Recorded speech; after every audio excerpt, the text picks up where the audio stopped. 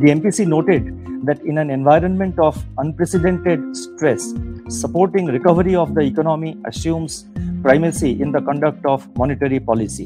While the space for further monetary policy action is available, it is important to use it judiciously to maximize the beneficial effects on the underlying economy.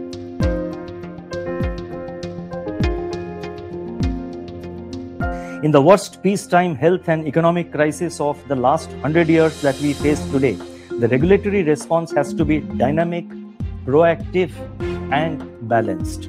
While designing the major announcements that I am making today, we have ensured that necessary safeguards are in place for preserving financial stability. We are fully mindful of RBI's responsibility to maintain stability of the financial sector.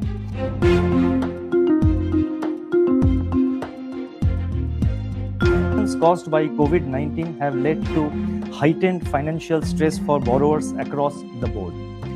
A large number of firms that otherwise maintain a good track record under existing promoters face the challenge of their debt burden becoming disproportionate relative to their cash flow generation abilities.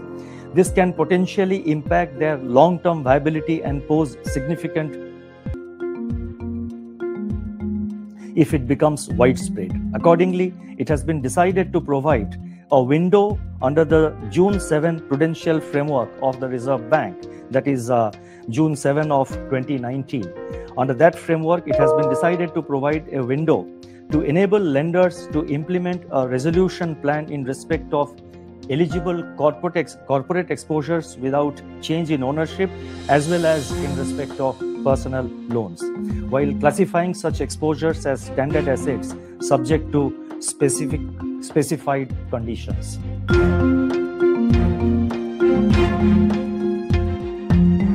As per extant guidelines, loans sanctioned by banks against pledge of gold ornaments and jewelry for non-agricultural purposes should not exceed 75% of the value of gold ornaments and jewelry.